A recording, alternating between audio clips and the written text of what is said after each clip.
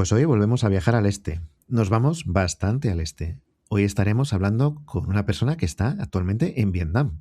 Ella es española, pero ha decidido hacer unos cuantos kilómetros a lo largo de su trayectoria profesional. Y vas a ver por qué. Quédate hasta el final, te va a resultar muy interesante este episodio. Bienvenido, bienvenida a este podcast entre lápices y pantallas en el que hablamos, pues ya sabes, de turismo, de promoción de destinos, de congresos, de hoteles, todo lo que tiene que ver con el mundo de la hospitalidad. Yo soy Eduardo Arazola, a estas alturas ya nos conocemos, y este episodio vuelve a estar patrocinado por EASAEDRO. Ya sabes que puedes entrar en easaedro.com. Y hoy tenemos con nosotros a Elena. Muy buenos días, Elena. Buenas tardes, Eduardo, ¿qué tal? Claro, buenas tardes en el lugar en el que estás, buenos días desde aquí, desde Madrid. Pues tenemos una cierta diferencia horaria, en este caso desplazada hacia que allí pues vais un poquito por delante. Allí conocéis el futuro antes Exacto. que nosotros aquí. Y bueno, pues encantados de tenerte en el podcast, por supuesto, y tenemos que empezar a coserte a preguntas, pero la primera, antes de esa batería de preguntas, será, como siempre, para aquellos que no te conozcan, pues, oye, ¿quién es Elena y por qué está aquí hoy con nosotros? Bueno, pues yo soy Elena, como bien dices, tengo 34 años y soy de España, del norte de España, de Burgos concretamente, o sea, yo creo que de la ciudad más fría de toda España. Ese es uno de los motivos por los que estoy en Vietnam, porque dije ya, tengo que huir del frío y no, no volver más. Y bueno, pues ¿cómo he acabado aquí? Pues yo estudié dirección de hoteles y estudié dirección de hoteles en el Centro Superior de Hostelería de Galicia. Empecé en el 2012 y acabé en 2016. Si te soy sincera, ¿cómo acabé en dirección de hoteles? Pues fue un poco a marchas forzadas, por así decirlo, porque yo previamente de estudiar dirección de hoteles, yo estudié 3 años de medicina, que no tiene nada que ver, ¿no? Como Ajá. como puedes Eso es comprobar. previsión de carrera, Sí. efectivamente. Sí, sí, como pasa tantas veces, sí, sí. Bueno, a mí lo que me pasó un poco, que yo creo que a lo mejor igual a otras personas también les ha pasado, a mí en mi caso, mis padres son los 2 médicos y yo además somos 3 hermanos y yo soy la más pequeña y bueno, ninguno de mis hermanos, decidió seguir sus pasos. Y es verdad que yo en el colegio iba bien y bueno, claro, yo veía en casa a mis padres y yo decía: "Bueno, pues lo de médico la verdad que es cómodo, ¿no? Tienes un buen salario, los horarios también son buenos". Bueno, pues parecía un trabajo y luego también interesante, ¿no? La carrera que dices, al final, para mí lo que más me llamaba la atención era que decías, ayudas a las personas, ¿no? Entonces, me llamó la atención por eso. Pero luego es verdad que en el momento en el que empecé la carrera dije: No, esto yo creo que no es para mí". Y en el momento me costó el decidir dejarlo. Y es verdad que en el momento en el que decidí dejarlo, estaba súper perdida, o sea, no sabía qué estudiar. Y entonces mis padres todo el rato me decían: "No, pero tienes que estudiar algo, no puedes quedarte así a medias, tienes que escoger algo". Y entonces me preguntaban, bueno, o sea, mi madre llegó al momento que decía: "Si tú no eliges, te voy a empezar a apuntar yo a las universidades". Y me empezó a apuntar a carreras, pero súper diversas. O sea, una era administración y dirección de empresas, otra que si dentista, otra que si enfermería, otra, me acuerdo, investigación de mercados, pero que decías, es que no tienen que ver nada la una con la otra. Y llegó un Ujú. momento que mi padre se cansó y me dijo: "Mira, dice, yo te lo voy a decir muy sencillo, dice, o estudias, eliges una carrera o te pones a trabajar. Y si no eliges tú la carrera, la voy a elegir yo por ti". Y entonces yo seguía ahí bloqueada, que decía, es que no sé qué estudiar. Y fue mi padre el que me dijo: "Mira, yo creo que hay una carrera que tú podrías encajar". Y me habló de lo de dirección de hoteles. Entonces le eché un ojo y dije: "Oye, pues la verdad que parece interesante". Aparte, esta escuela, el Centro Superior de Hostelería de Galicia, te ofrecía un programa muy interesante, bueno, creo que lo sigue ofreciendo, que es 4 años, pero tú cada año te vas a hacer 3 meses prácticas a cualquier destino que tú elijas. Puede ser nacional o internacional. Y entonces a mí eso también como que me llamó mucho la atención, ¿no? Al final yo soy una persona que me gusta mucho el trato con la gente, hablar, interactuar. Y entonces yo decía, pues la verdad que sí, que a lo mejor esta carrera sí que me puede encajar.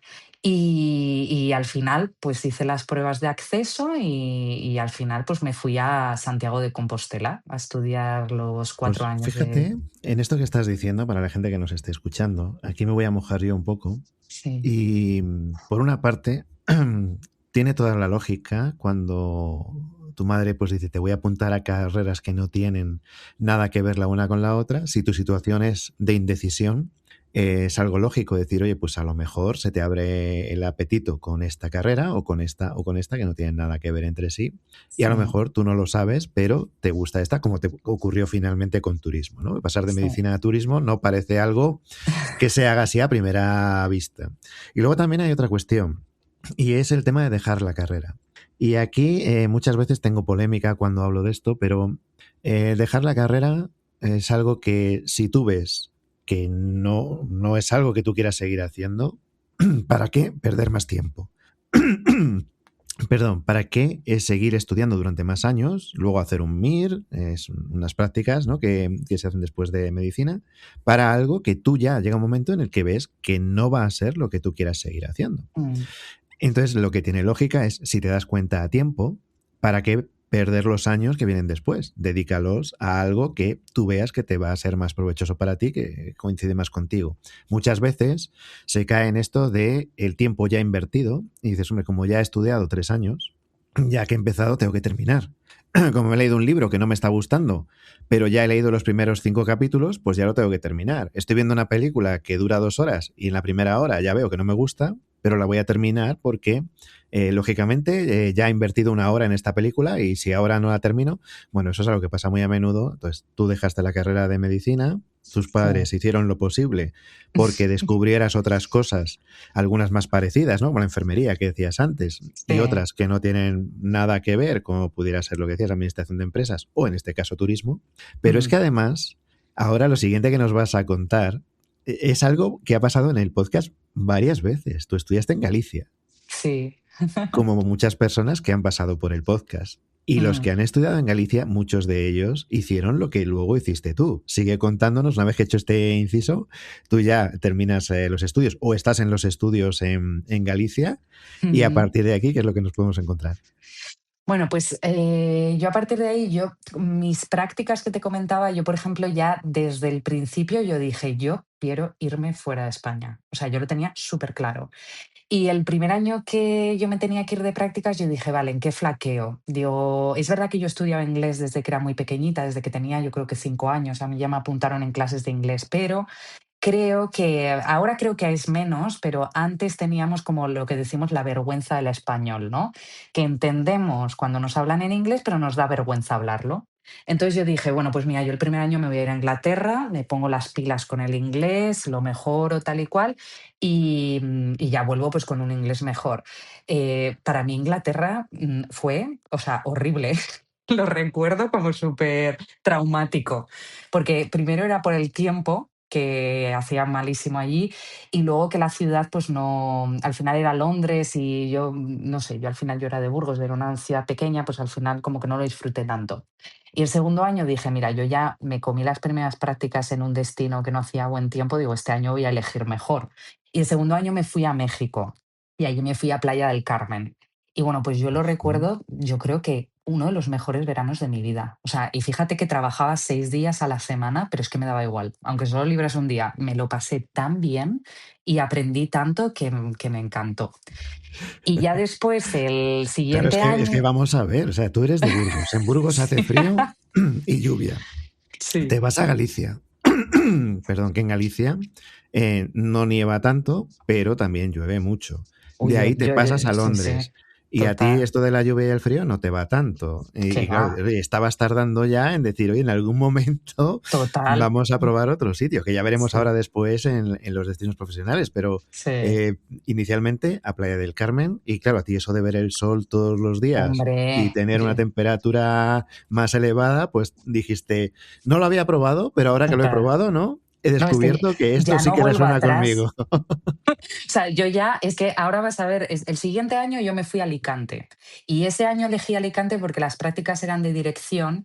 Entonces yo dije, mira, prefiero irme a un sitio en España, aprender bien, entender todos los conceptos y todo bien. Y entonces por eso decidí en Alicante, en España. Y ya el último año, que el último año eran 6 meses de prácticas, ahí lo que yo decidí, y ahora te digo dónde decidí que me fui, Dije, aquí tengo que buscar un destino. Normalmente los 6 meses es cuando ya acabas la carrera. Entonces, generalmente cuando tú hacías las prácticas tenía que ser un destino pues mejor que tuvieses posibilidades de que te contratasen después. Entonces yo dije, el último año yo me voy a Canarias, me voy a Tenerife. Digo, vamos, digo, yo no vuelvo a elegir un destino con lluvia, ya he tenido suficiente estos 4 años. Y entonces dije, pues a Canarias. Y allí me fui al Palacio Isora, me fui al Gran Meliá Palacio Isora, que es verdad que igual para no todo el mundo está familiarizado con Meliá Hotels International, es Gran Meliá Palacio Isora. Esto Y que la gente que estudia en Galicia, o sí, que bien es gallego, o bien estudia en Galicia y después se va a Canarias, no sé qué orden en la fila ocupas en la gente que ha pasado por el podcast. Es increíble. O sea, ha habido ya, me vienen a la mente lo menos 4 personas que han sí, seguido un poco esa línea, es decir, estudio en Galicia y después de allí me voy a Canarias. Y luego después de Canarias ha habido gente que efectivamente se ha ido fuera de España, gente que ha ido a Baleares y también la hemos tenido en el podcast. Ha habido muchas situaciones, pero lo de ir de Galicia a las Islas Canarias se ha repetido varias veces y además todos han coincidido en lo mismo. Les ha gustado mucho. Evidentemente, yo creo que las Islas Canarias no conozco a nadie que no le gusten, pero no, alguien que tiene un arraigo en zona verde de lluvia y de temperaturas o moderadas o frías, qué curioso cómo se adaptan también a un sí, entorno tan competitivo, hablando de hotelería, como puedan ser las Canarias, y con un clima y una sociedad también, un ritmo de vida tan diferente al que pueda haber en estas regiones. Tú te vas a un icono. sí, El Gran Meliá Palacio de Isora es un icono. Hemos hablado de él en este exactamente. podcast en algún momento.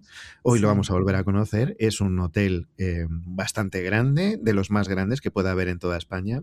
Está en un sí, lugar donde la competencia de hoteles de 5 estrellas fabulosos es probablemente de las más densas que puedas encontrar. Recuerda un sí, poco a lo que decías de México, ¿no? Lugares donde hay muchos hoteles de excelencia. En la sí. isla de Tenerife, en las Canarias, también lo hay. En el sur de Tenerife también lo hay.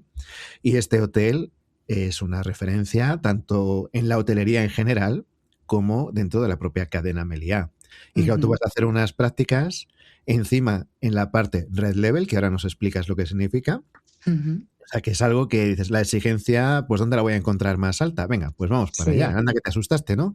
Tiraste para allá y que te Total. encuentras porque además luego allí ya te quedaste y Sí, empezaste a probar otra serie de aptitudes dentro del hotel y otro tipo de sí, puestos.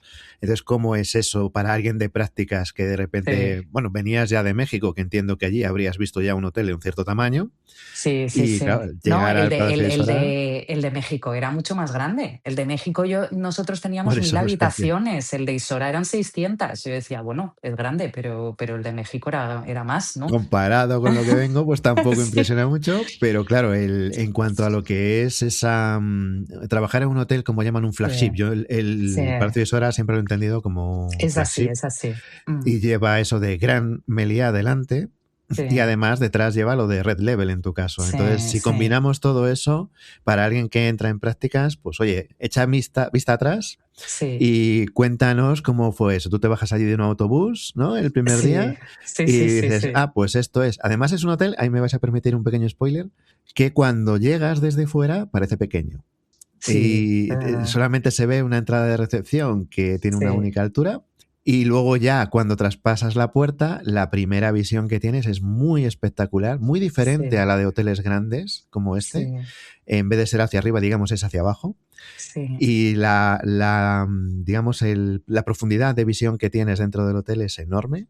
Y la sí. sensación es de decir, ah, vale, esto me cuadra más con el efecto wow que yo esperaba. Tarda en aparecer ese efecto wow un poquito más que en otros, pero tú Mm, bajas esas escaleras sí. y aquí ahora, ¿qué hago yo?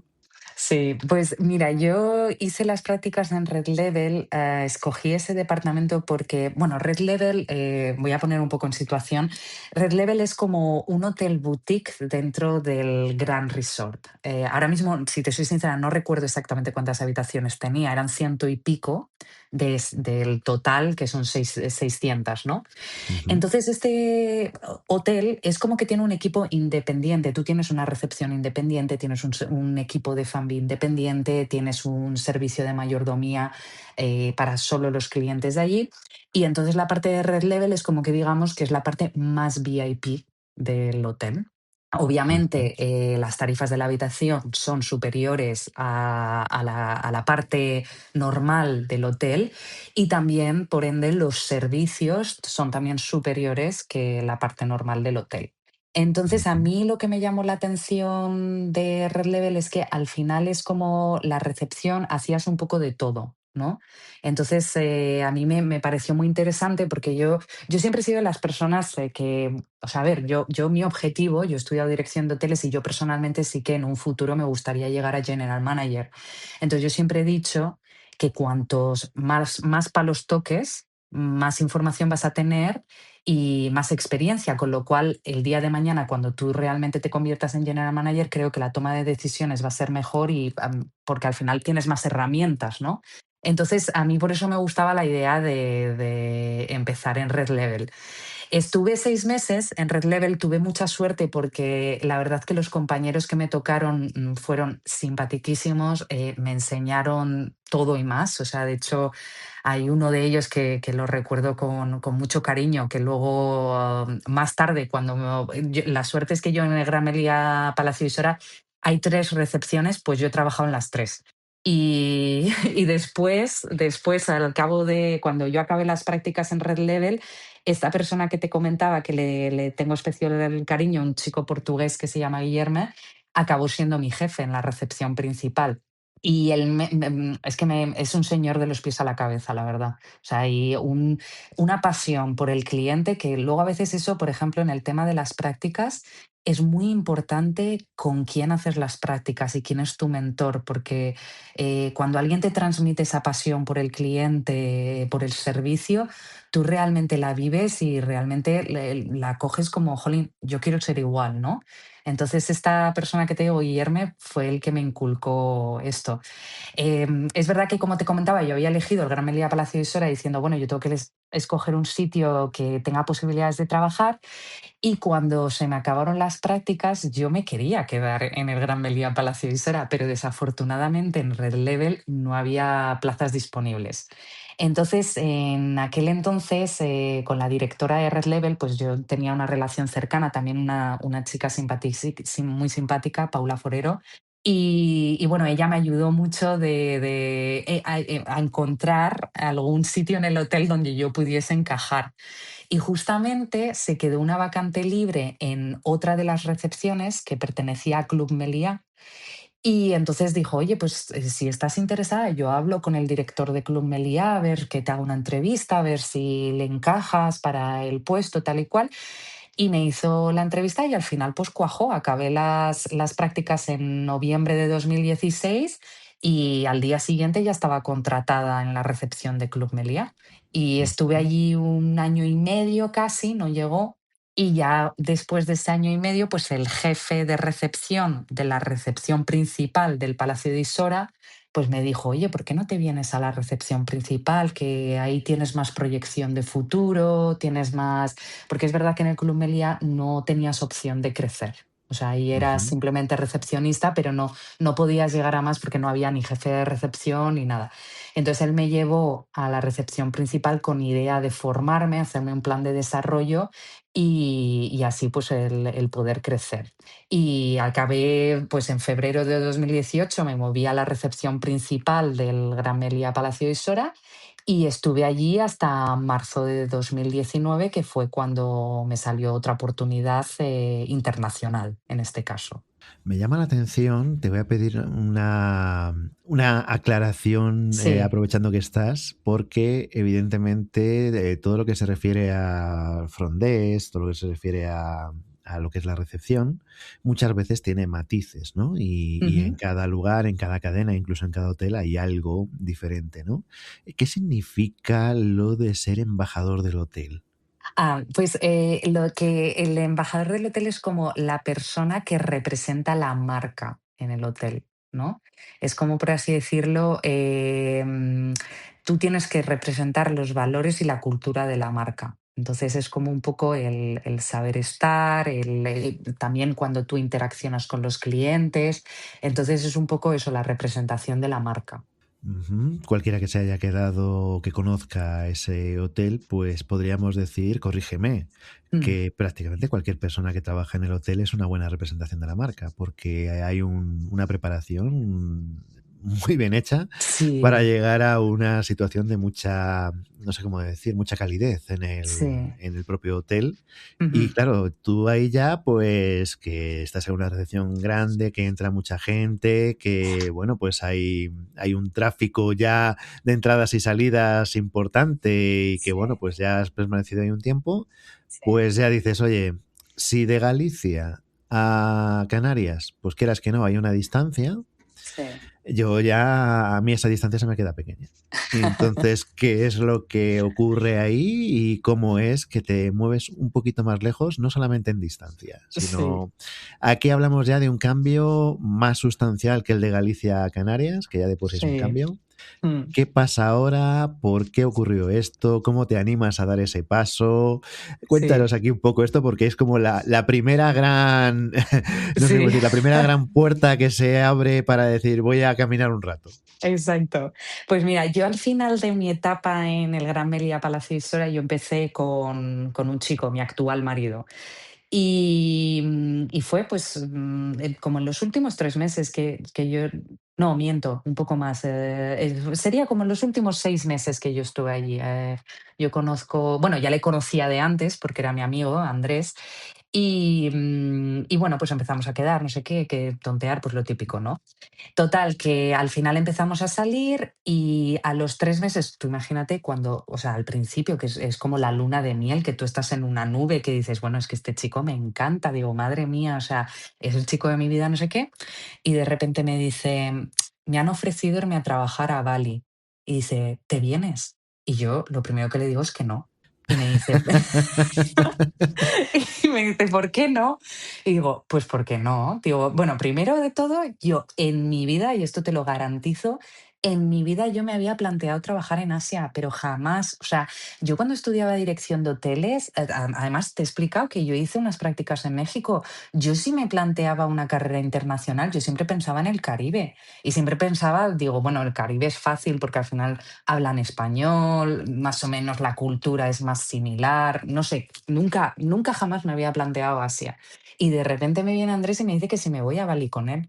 Y entonces eso yo le dije que no, porque yo le dije, no, no, digo, porque aparte en ese momento también yo estaba justo en un momento que me estaban promocionando en el Gran Meliá Palacio Isora y bueno, yo para mí siempre, la carrera para mí siempre ha sido importante. Entonces, claro, me decía, vente a Bali. Y digo, sí, me voy a Bali, ¿con qué trabajo me voy?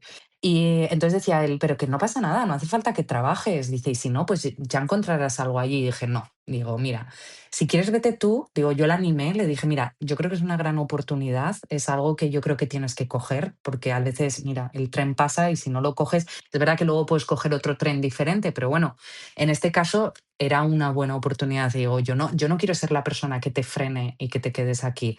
Vete y ya yo empezaré a mirar, echar currículums, a mirar opciones de trabajo y bueno, pues ya nos reencontraremos. Total, que él se fue. Entonces yo empecé a echar, pero a todos los posibles puestos que pudiese haber.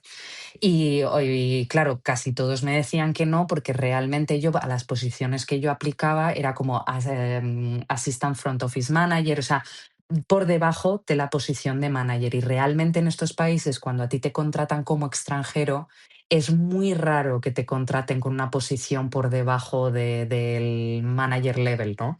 Siempre tiene que ser manager level o por encima. Es verdad que si a lo mejor te vas a Dubái o Qatar o estos otros países es más fácil, pero en lo que es Asia funciona un poco más así. Total, que estuve echando currículums como 3 4 meses, todo el mundo me decía que no. Y de repente, en el mismo hotel que mi marido, en el Meliá Bali, abren una posición que es de Quality Control Manager. Entonces yo leí la descripción del puesto y dije, jolín, pues yo creo que encaja o sea, que me encaja porque muchas de las tareas que tienes que hacer en este puesto, yo ya las hacía en el Club Meliá y en Red Level, porque al final, como te comentaba, Red Level y Club Meliá no era puramente recepción, sino que tú tenías que ir a las habitaciones e inspeccionarlas para ver que estuviesen en perfecto estado para la llegada del cliente, tenías que hacer seguimiento de los clientes, entonces como que el puesto se asemejaba. Entonces dije, mira, pues yo voy a echar, ya a ver si hay suerte. Y hubo suerte. Me contrataron y en marzo de 2019 comienza mi experiencia internacional y me voy a Bali a trabajar en el Meliá Bali, que curiosamente es otro flagship de Meliá, porque el Meliá Bali fue el primer hotel internacional que abrió el grupo Meliá. Creo que abrió en 1985, si no me equivoco. Ajá. Y, y la verdad que fue impresionante, o sea, pero impresionante para hacerte un ejemplo de, o sea, yo llegué en marzo de 2019, mi cumpleaños era el 9 de abril, yo creo que llegué el 11 de marzo o el 12, y te juro que fue el mejor cumpleaños de mi vida. O sea, y mira que estaba, y estaba sola, pero es que te juro que fue el mejor cumpleaños de mi vida. O sea, la gente de Bali, es que no tengo palabras para describir lo buena gente que son. Y bueno, pues ahí tienen un poco mucho en presente lo del karma, ¿no? Entonces ellos creen que si tú eres bueno con las personas, pues al final el karma te lo va a devolver. Entonces en general tienen mucha bondad, la gente te ayuda con todo, no sé, fue espectacular. O sea, es que de Bali yo es que solo puedo decir cosas buenas. Una vez que me fui allí, un hotel que este hotel tiene 494 habitaciones. Ahora, no sé si te has enterado, ahora se llama Paradisus by Melia Bali, han hecho un rebranding y se Ajá. ha convertido en el primer hotel all inclusive de Melia en Asia. Ujú. O sea, es uno Mm. de esos hoteles que van, digamos, por delante dentro de la marca, que van utilizando como esa Sí, cabeza de carrera, digamos, exacto, ¿no? Ujú. exacto, exacto. Y bueno, estuve de Quality Control Manager 2 años, o sea, estuve desde marzo de 2019 hasta febrero de 2021, incluyendo el periodo de pandemia. Lo pasé en Bali. O sea, esto a lo mejor puede crear algunas envidias con la gente, porque, porque la verdad quiere decir que es cierto que mientras, es verdad, y tú hablabas con la gente estaba asqueada de la pandemia y yo estaba, pero súper feliz, porque es verdad que, ojo, yo estuve 2 años al 50% de salario, Ujú. pero, pero bueno, que volvía, lo repetía, vamos, no tengo ningún problema. Porque la verdad que fue espectacular, porque Bali es una isla que está súper petada de gente, pero petada, o sea, un nivel que no es normal. Y con la pandemia fue mágico que ibas a cualquier sitio y siempre estaba vacío, luego podías irte a la playa, los centros comerciales seguían abiertos, los restaurantes abrían.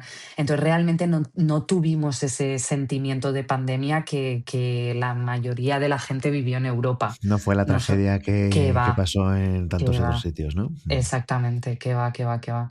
Y luego nosotros además tuvimos la grandísima suerte, porque esto es una grandísima suerte, que nos mantuvieron. O sea, muchos otros hoteles a los empleados les despidieron porque claro, aquí tampoco funciona como en Europa. Aquí no hay ERTES, no hay cosas de estas. Aquí Ujú. pues hay una pandemia. Bali, el 99% de los ingresos de Bali provienen del turismo.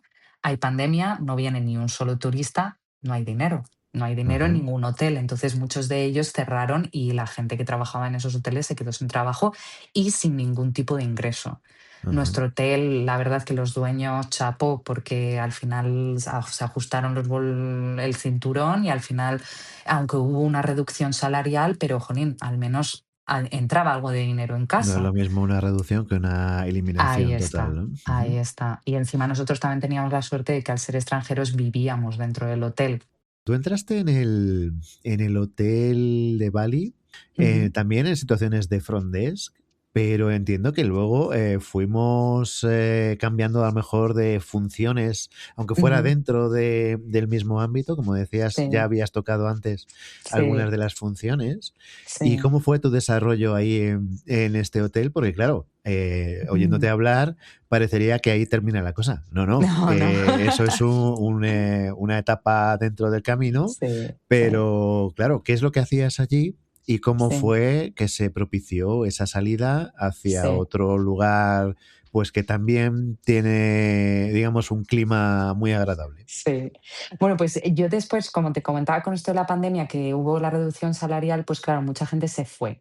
Entonces, el front office manager del Meliá Valley dejó el trabajo. Entonces, como ellos allí sabían que mi background era de front office, pues dijeron, oye, ¿qué te parece si coges la recepción y dice, te metemos también el de level?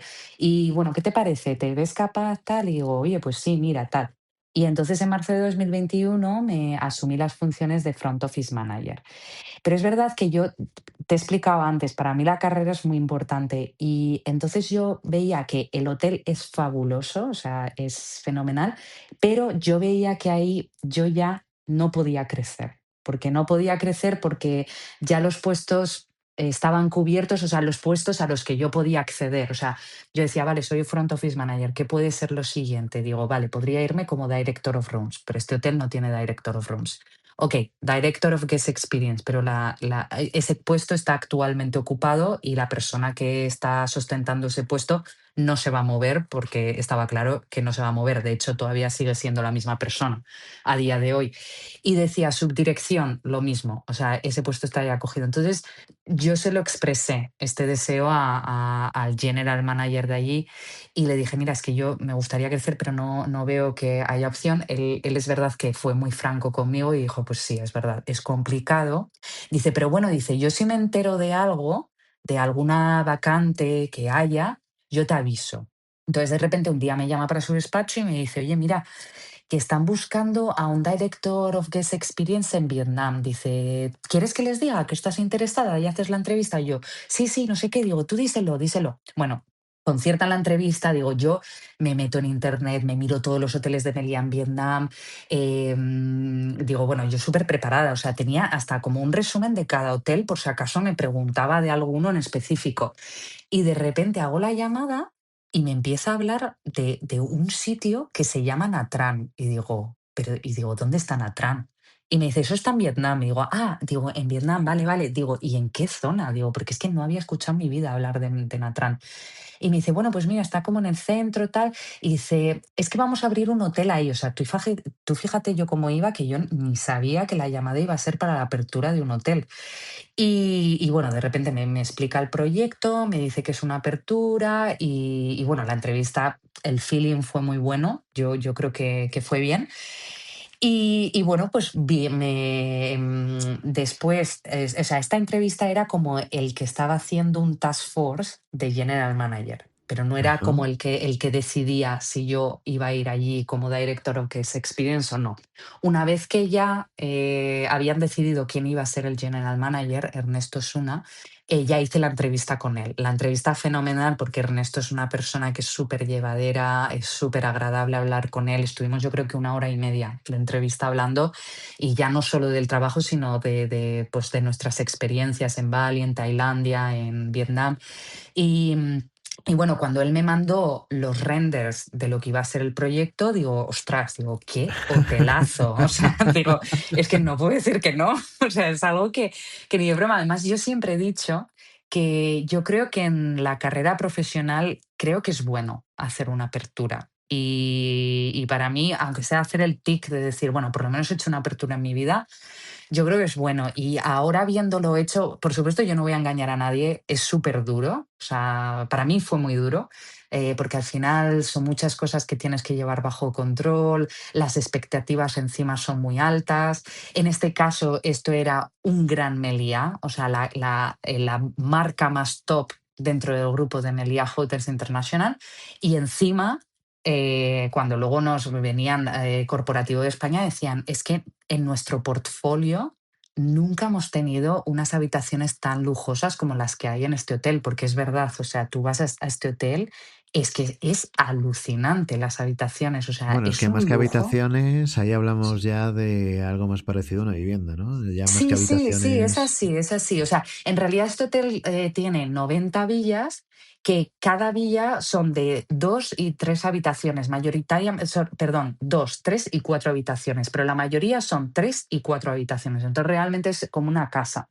Pero es que es brutal, porque es que tú estás, o sea, pegado al mar, creo, si no, vamos, yo te puedo decir, yo creo que Nha Trang probablemente sea el sitio de Vietnam con la playa más bonita de todo Vietnam.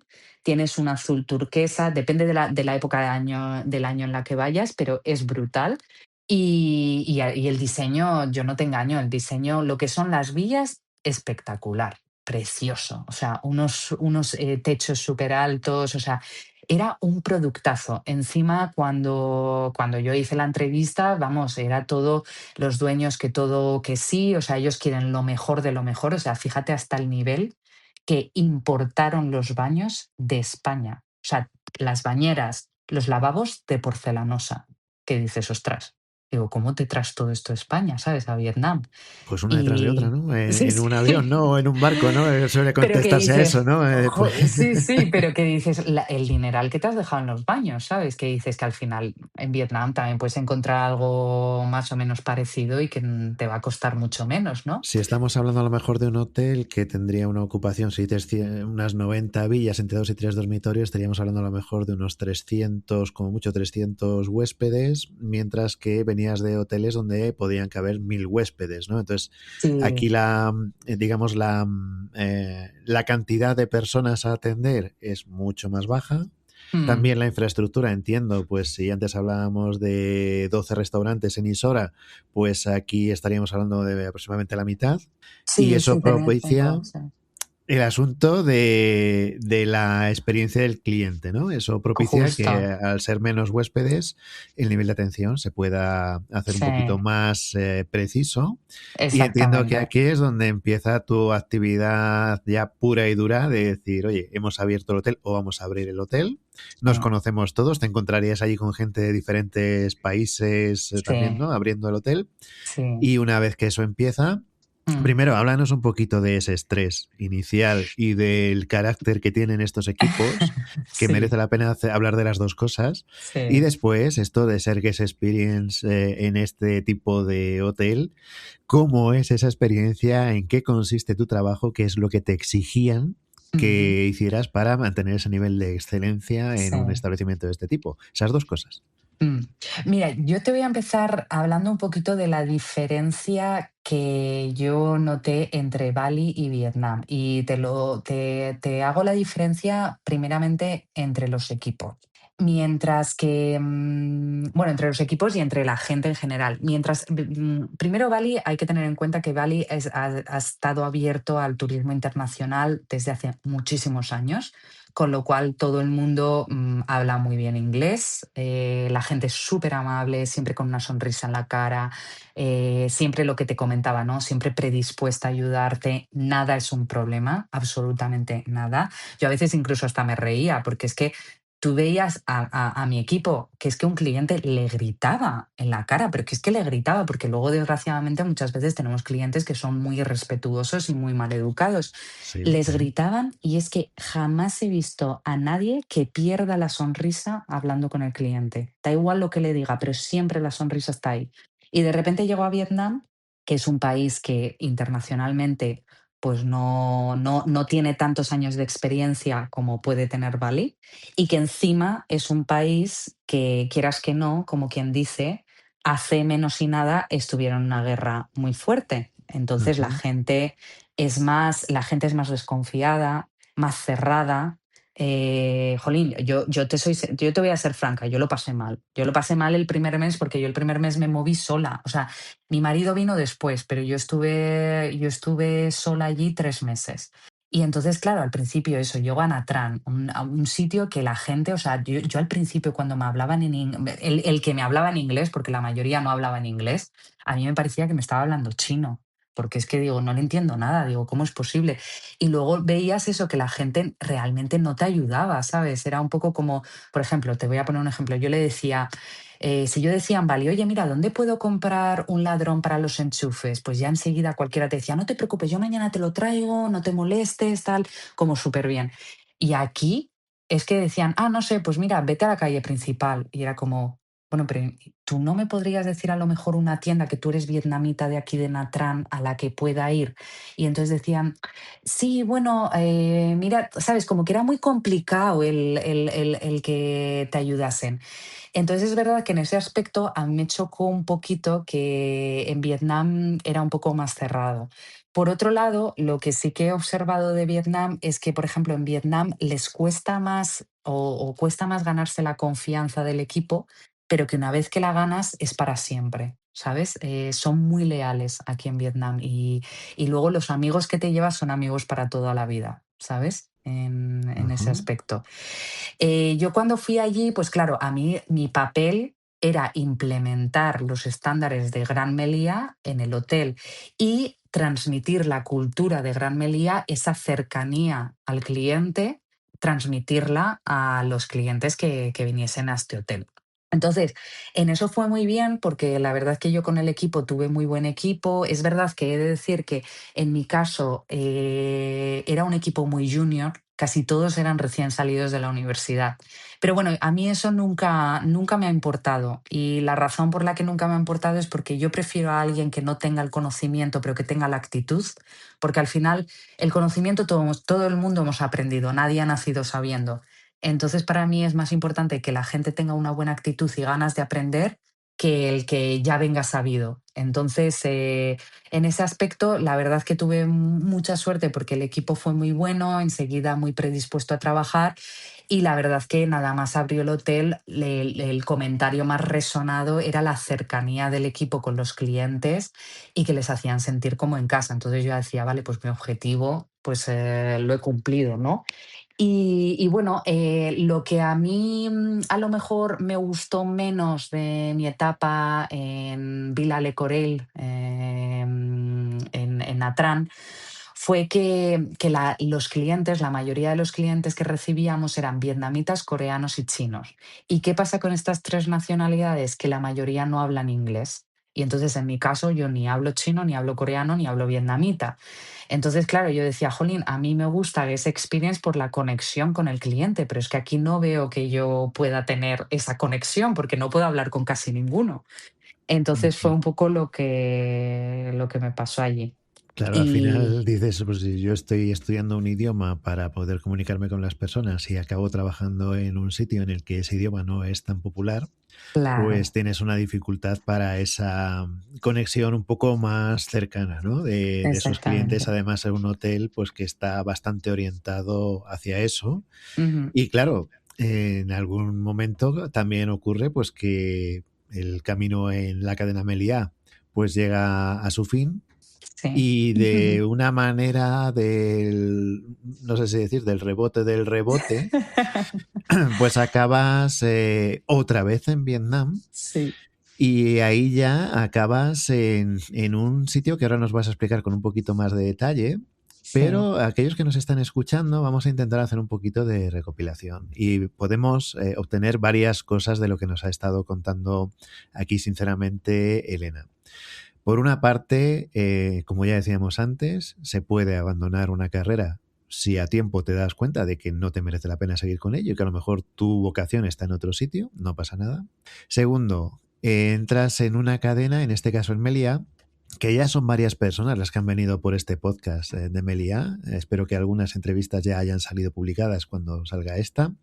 Y se ve una vocación por parte de la cadena de ayudar al desarrollo de la carrera de las personas que ahí trabajan. Y esto me parece de justicia decirlo, porque también hay muchas veces que pues hay quejas, ¿no?, de los comportamientos de las cadenas hoteleras son al final, pues sobre todo cadenas como esta, son muy grandes, tienen a lo mejor se infiere un comportamiento que pudiera ser más impersonal. Ya son varias personas las que han venido por el podcast de Melia y se detecta una vocación interna por parte de la Sí. cadena de que se pueda promocionar de manera interna, a cambio muchas veces de que tengas la maleta hecha, de que no te Mm, importe hacer millas, que no te dé miedo volar, digamos, sí, sí, porque muchas veces os tenéis que mover mucho, ¿no? Entonces eso sí, ya se ha podido quedar bastante claro que también en toda esta y trayectoria sí. esta ayuda de cambiar de un sitio a otro, ¿no? Si me permites también decir acerca de Melía, yo también en mi caso personal he de decir y he de agradecer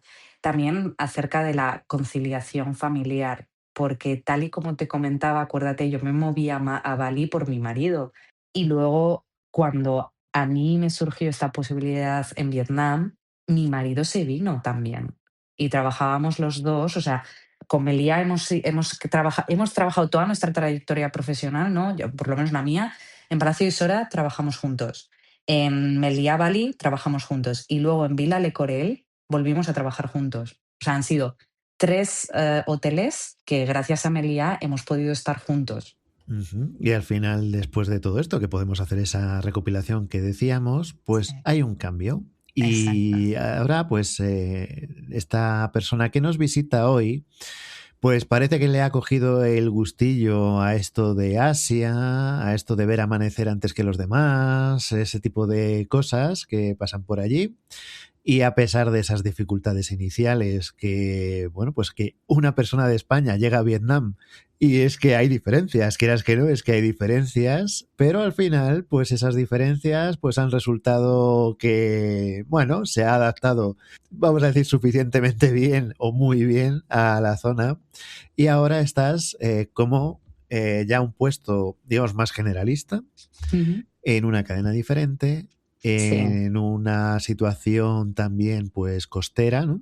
sí, Y en un, no solamente un lugar espectacular como tal, sino también en otro hotel sí, suficientemente espectacular como para que le dediquemos toda esta última parte del episodio. sí, Melia la conocemos en este podcast de una manera un poco más clara, pero ahora mismo estás en una cadena que nos tienes que presentar, en un hotel sí. que nos tienes que presentar, en una localización que nos tienes que presentar, que merece también la pena que conozcamos, porque eres la primera persona que viene de esta situación.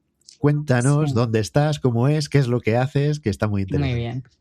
Mira, pues yo ahora estoy en Muy Né. Muy Né es una ciudad costera que está localizada en el sur de Vietnam y más o menos en coche desde Ho Chi Minh te lleva como unas 2 horitas y media, todo en autovía.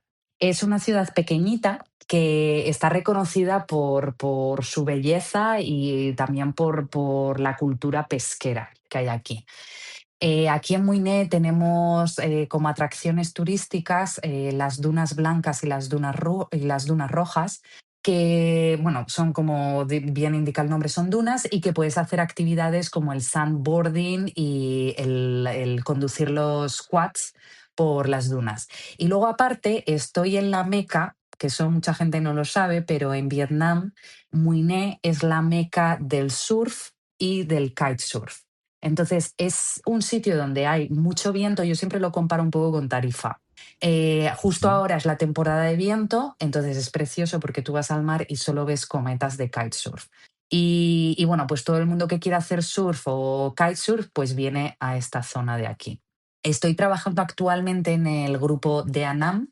El grupo de Anam es un grupo hotelero de aquí de Vietnam que ahora mismo tiene 2 hoteles en Vietnam, está en proyecto de abrir un tercer hotel y también tiene un centro comercial que se llama Axi Plaza. Uno de los hoteles es de Anam Muine, que es donde yo trabajo, y el otro hotel es de Anam Cam Ranh, que está muy cerquita de Nha Trang, donde yo trabajaba anteriormente. Este hotel donde yo estoy se abrió en 2023 y bueno, es un hotel que tiene 127 habitaciones y tiene un terreno de 1,2 hectáreas. El hotel tiene como forma de U.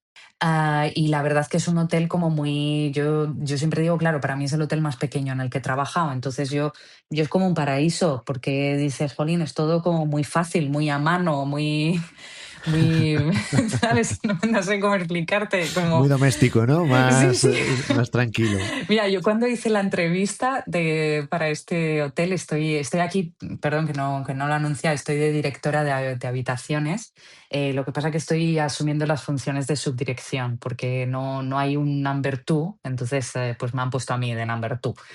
Y, y la verdad que me reía con el resort manager porque cuando me hice la entrevista, él conocía mi otro hotel, el anterior, Villa Le Corel, y él sabe, es muy grande ese hotel, pero realmente grande. O sea, tienes que ir a todos sitios con el buggy porque es que si no te, vamos, desfalleces casi en el camino.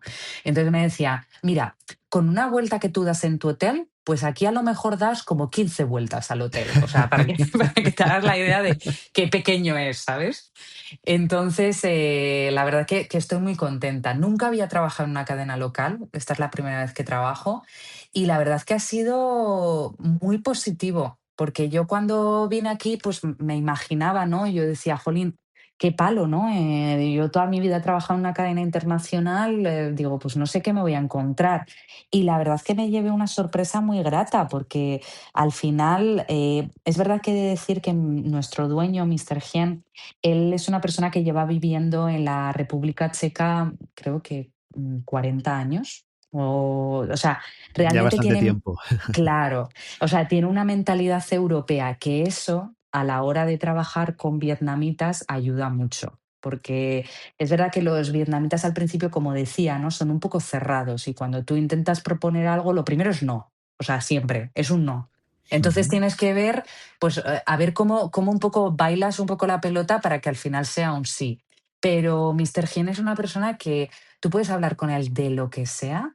Es una persona súper abierta a nuevas ideas y tan pronto como tú le expliques la necesidad y el por qué crees que es conveniente y él vea la lógica, nunca te va a decir que no. Luego, la parte buena de este hotel es que este hotel pertenece al grupo de Small Luxury Hotels of the World y Ujú. también pertenece a Virtuoso, está en el programa de Virtuoso. Lo que has tenido que notar es que un hotel que tiene pues menos de 130 habitaciones y que también tiene un reducido número de restaurantes, por ejemplo, el nivel de atención que podéis prestar a vuestros huéspedes tiene que ser ya muy personalizado a tope, y entiendo que eso también será una parte de las competencias que están bajo el paraguas de la directora de habitaciones, ¿no? Exactamente, sí.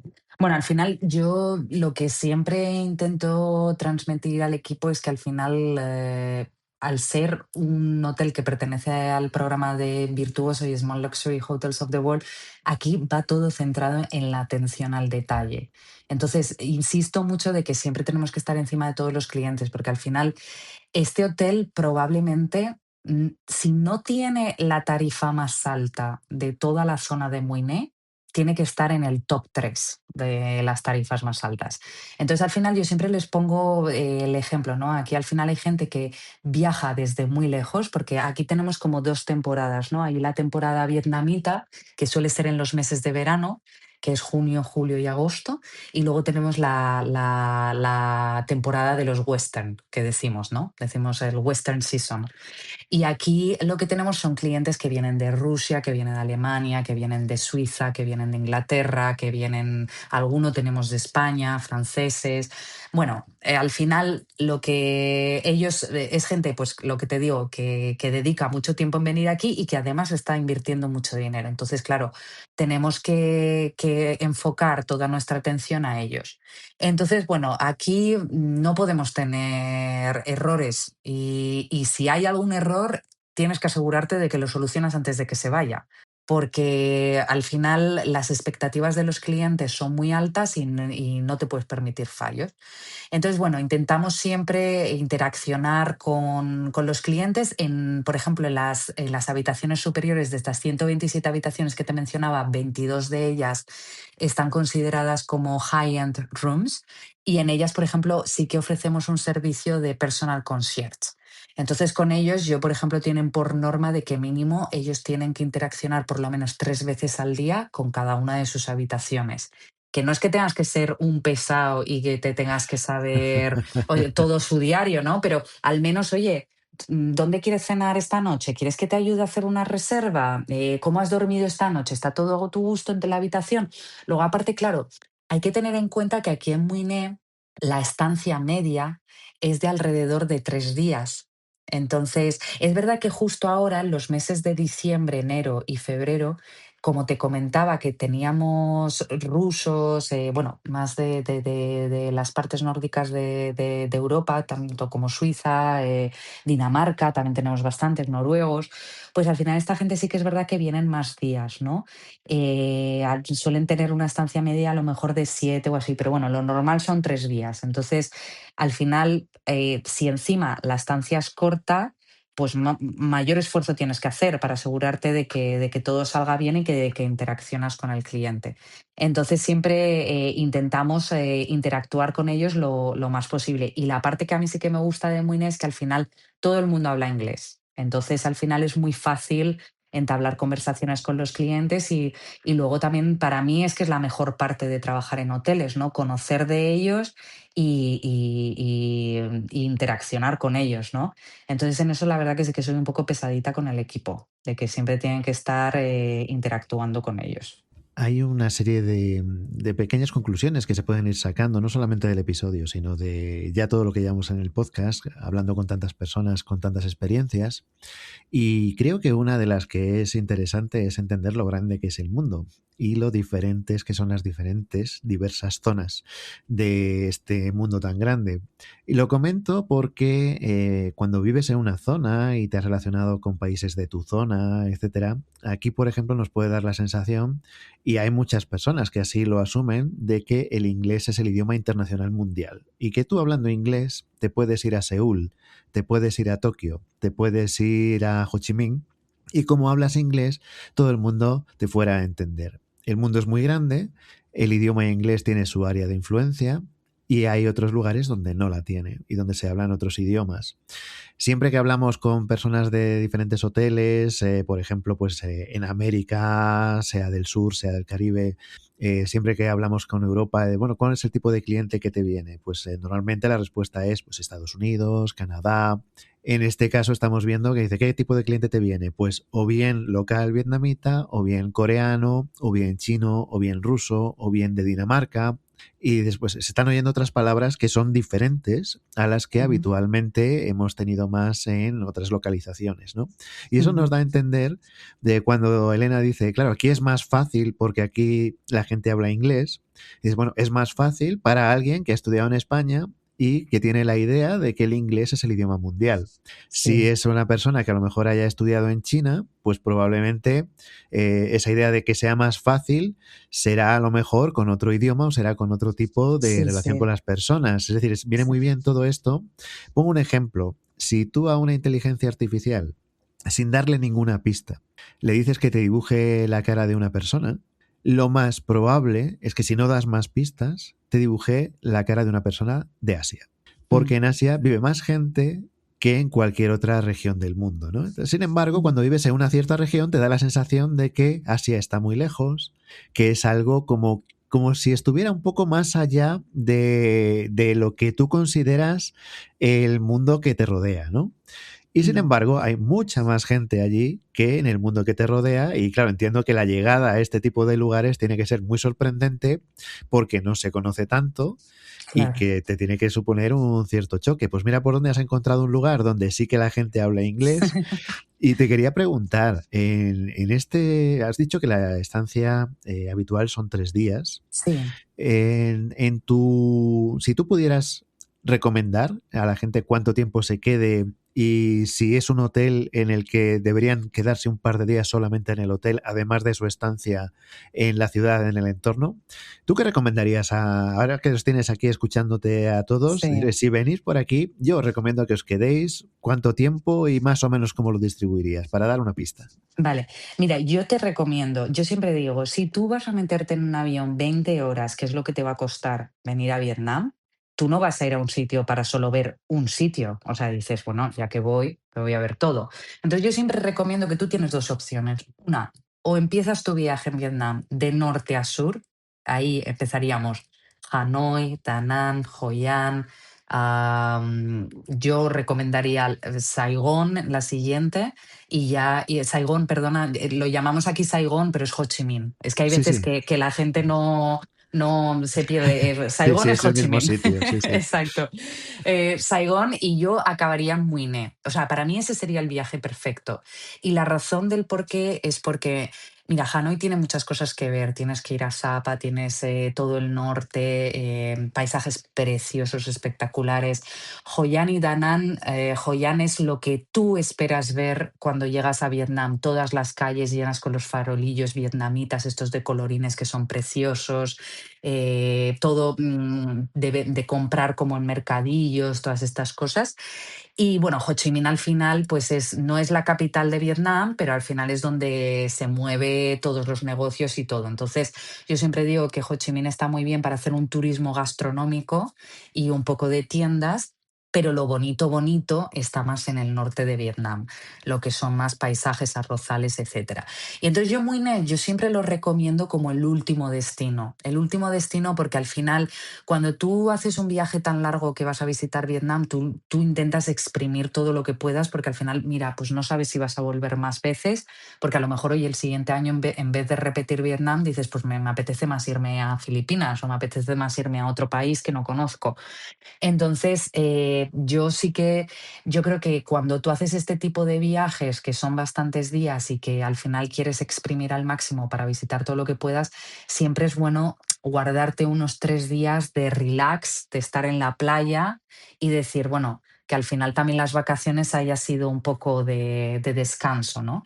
Entonces yo es verdad que para Muiné también es un poco depende de qué vacaciones estés buscando, porque luego aquí también en esta zona tenemos mucho turista que él viene exclusivamente para hacer el kitesurf o para hacer surf.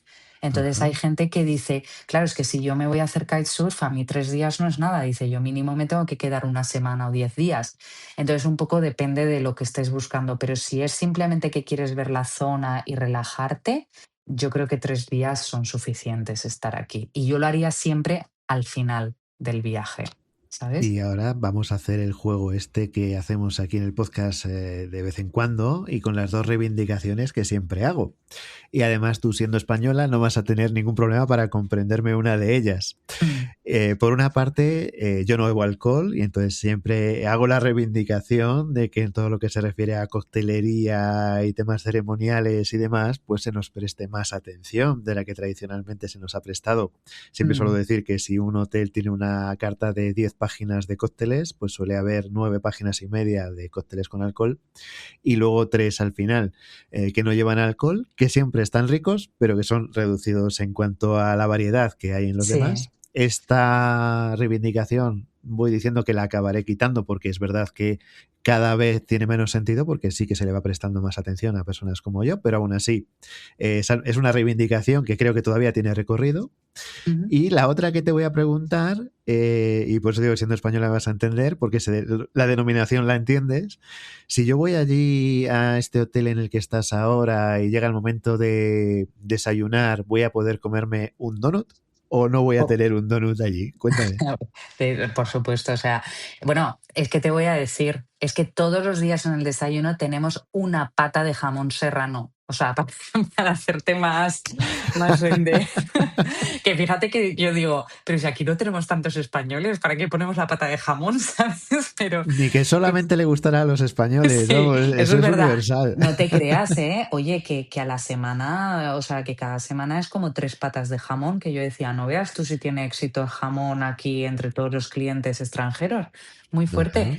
Pero sí, sí, aquí tienes de todo. De hecho, es algo que realmente es que aunque tú estés en Vietnam, tú no puedes centrarte solo en la comida vietnamita. Sí que creo que es importante que siempre tienes que tener, pero esto en general en todos los hoteles, tienes que tener algo que te conecte con el destino. O sea, por supuesto, tú tienes que encontrar un Asian Corner o tener un display en el que, por supuesto, tienes que tener productos asiáticos, pero a la vez tenemos que tener opciones para aquellos que no están habituados a la comida asiática. Entonces aquí encuentras de todo, tienes croissants, donuts, napolitanas, lo que te digo, jamón, quesos, embutidos, todo, todo, todo. Pan, todo Ajá. adaptado. Ah, Y luego la parte de la coctelería sin alcohol. En Vietnam es un lugar donde esta tendencia de que cada vez somos más los que ujú, no bebemos alcohol, empezamos a ser poco a poco, en algunos sitios yo creo que hasta llegamos a ser mayoría, que es algo curioso que sí. a lo largo del tiempo no era tan común. Y allí también tenéis esta tendencia de que los huéspedes que os van llegando vas viendo que cada vez sean menos consumidores de alcohol, o en aquella zona del mundo esto funciona de otra manera.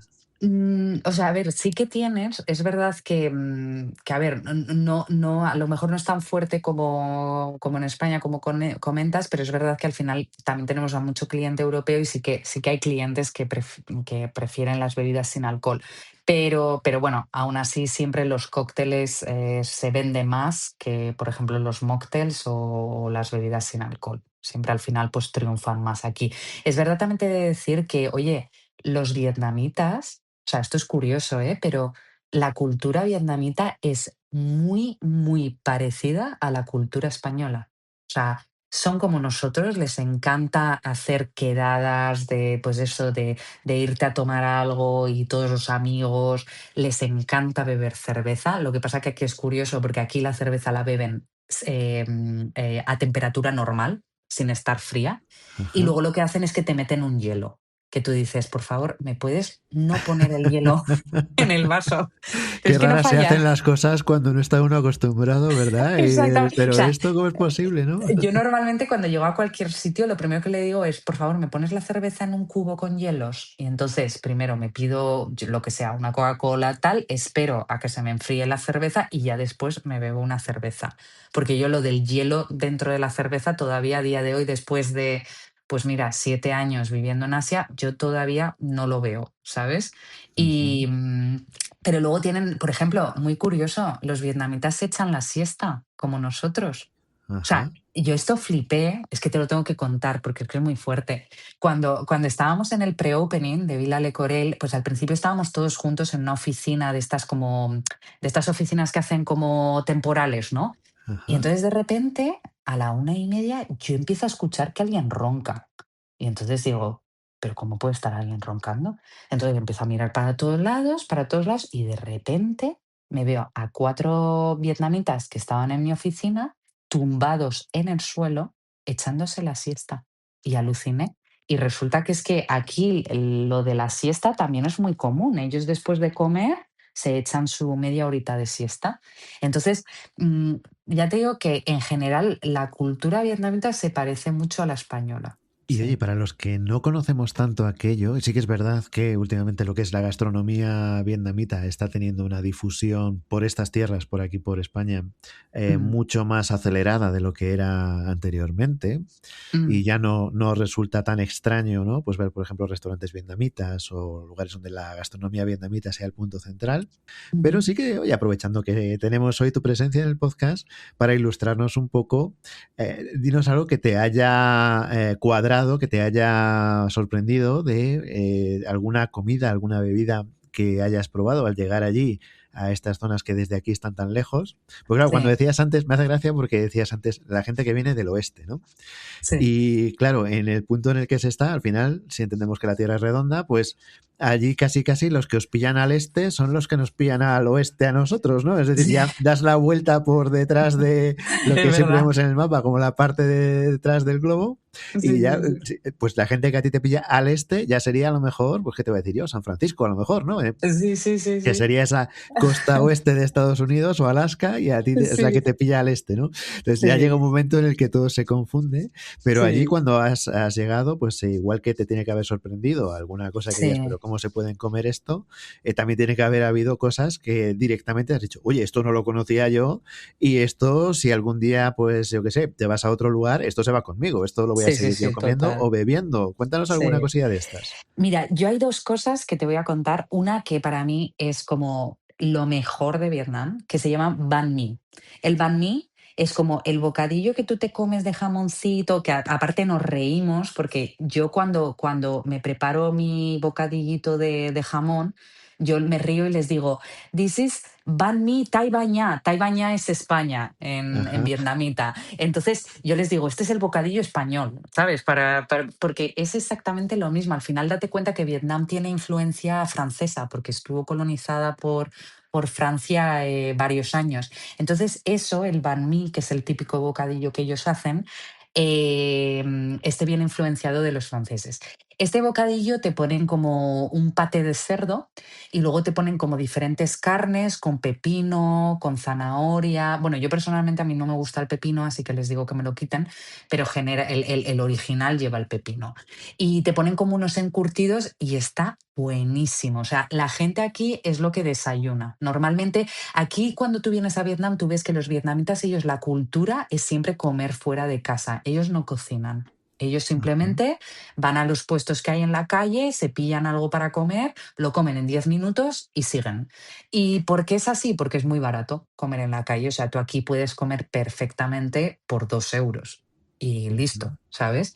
ujú. Obviamente no es la misma calidad que te vas a encontrar en los restaurantes a lo mejor que en España, oye, pero comes muy bien, ¿sabes? No necesitas más. Entonces el banh mi a mí es una de las cosas que 100% cualquiera que vayáis a Vietnam os lo recomiendo 100% probar. Y luego la segunda cosa que te vas a reír porque dije, ¿quién me ha visto y quién me ve? La segunda cosa se llama pho. El pho es como una sopa que tienes unos noodles de arroz y lo mismo, te hacen un caldo que puede ser normalmente, el más famoso es el beef, el de ternera o el de pollo. Entonces, a mí me gusta más el de ternera porque tiene un poquito más de sabor. Entonces, te suelen poner los fideos de arroz, cebollita, un poco de perejil. Bueno, ese caldo pues tiene bastante sabor y ellos normalmente el pho se lo toman también para desayunar. Ajá. Entonces, te digo quién me ha visto y quién me ve, porque es que yo muchos días a día de hoy mi desayuno es un pho, que tú dices, ¿cómo te Ajá. puedes meter una sopa con un café con leche? Pues sí, lo hago. Perfectamente. Ujú. No lo hago, ya Ahí, me, ahí- me- ahí no me sorprendes. Ahí soy de los que también, o sea, si yo hay veces que me hago unos espaguetis para el desayuno, sí, sí, o sea, Jolín, pues eh, yo al principio dije, jamás en la vida, digo, es que no me veo capaz. Y es que te juro que hay veces que estoy por la mañana y digo, joder, es que hoy me apetece desayunar pho y me pido un pho, ¿sabes? Que dices, madre mía. Y ese está muy bueno, la verdad, porque también tiene ahí las carnes, el caldo, también te tienen que gustar las sopas, ¿no? Pero a mí es otro plato que me gusta mucho. Y luego es que hay muchísimas cosas que están muy buenas aquí. Es ¿y que en las puedes, es bebidas que cómo es? ¿En Vietnam se Mira, las bebe bebidas es sake algo o se bebe que otro tipo de bebida? no, aquí sí que es verdad que creo que tienen una más en el norte que lo hacen como con unas raíces de un árbol que es como un poco como un licor, pero tampoco es que sean muy, no es que tengan ninguna bebida así súper famosa. Y luego a mí una cosa que no me gusta, aquí lo que ven mucho son los tés. Los tés Ajá. con mezclas de leche y a mí es que como no me gustan los tés, pues no los pido. Pero es lo Ajá, que es eso. más famoso. Y de hecho tú ves que la gente aquí cuando queda, ellos quedan para irse a un coffee shop y es para beberse de estos tés raros que te digo, mezclados con leches y con azúcar y cosas así raras, Que ¿sabes? a ti a lo mejor no te gusta, no te llama la atención, pero No, sí que hay una exacto. tendencia actual. No sé si llegará hasta allí. Bueno, allí debe de ser lo normal. Aquí es Mm, tendencia. Todo lo que tiene que ver con los tés, en los últimos, no sé si decirte, 4 años a lo mejor, una cosa así, ha tenido un aumento de interés. La cantidad de diversidad de tés disponibles es muchísimo más alta. El mm, consumo también. Gente que ha sustituido incluso el consumo de café que mm. ha sido siempre por estas tierras más común que el del té, se ha cambiado, Sí, hay un empuje muy grande y estoy más que convencido de que, bueno, efectivamente a ti no te gustan, pero en los visitantes que tengáis, sí que tiene que haber muchos que os sí, pidan y que den por hecho que allí van a aprovechar y probar sí, a lo mejor algún té que en su lugar de origen es un poco más difícil de obtener sí. o que simplemente por probarlo o que ya sepan que les gusta. Eso sí que tiene que pasaros. Mm. Y de hecho aquí en Vietnam, date cuenta que hay muchas plantaciones de té, tanto de café como de té. O sea, que es un destino que, oye, para los que les gusten el té, pues también es un buen destino para venir, la verdad. Pues ha Mm. sido, como siempre ocurre en esto, es que la trayectoria de Elena tiene muchos puntos en los que podría uno detenerse durante un episodio entero. Y en este último, pues ha merecido también mucho la pena hablar de él por la singularidad dentro de este podcast, de este tipo de lugares que no hemos visitado virtualmente todavía hasta el día de hoy y que enriquece mucho, pues creo que algunas de las cosas que hemos oído hoy pues podrían sonar sorprendentes dentro de la tónica general del podcast y que nos enseña que hay lugares donde lo que aquí nos pueda parecer extraño, allí es suficientemente normal y al revés, seguro que también pues habrá cosas que sorprendan, que a nosotros nos vengan del día a día y que otras personas puedan decir, uy, qué raro es esta gente que aquí en España pues hacen esto o aquello o en cualquier otro país, temas gastronómicos o de costumbres, seguro que sí. Muchas Mm. gracias por habernos ilustrado de esta manera. Siempre decimos que, oye, a Elena, pues le damos la bienvenida por primera vez al podcast y que si su Mm. calendario, su horario y sus ganas se lo permiten y si ha pasado un rato aquí divertido con nosotros y le quedan ganas de volver, volverá a estar, volveremos a invitar para seguir ilustrándonos en todo esto de conocer el mundo y conocer el mundo también del turismo. Desearte pues que sigas en esa adaptación exitosa en estas tierras que ya le tienes más que pillado el pulso y Sí. a todos los que nos han escuchado, pues oye, que hayáis sacado algo en claro de este episodio, por lo menos os haya picado el gusanillo, dejaremos el enlace al hotel de Anna Muine en las notas del programa para que podáis pinchar en ese enlace y poder visitarlo. Y oye, Elena, pues lo dicho, esperamos que hayas pasado un rato agradable por aquí. Sí, sí, sí, lo he hecho. Muchas gracias por la oportunidad y, oye, a ver, ojalá que nos veamos pronto otra vez. Claro que sí. Pues a todos los que nos habéis acompañado, como siempre decimos, a seguir pasándolo bien.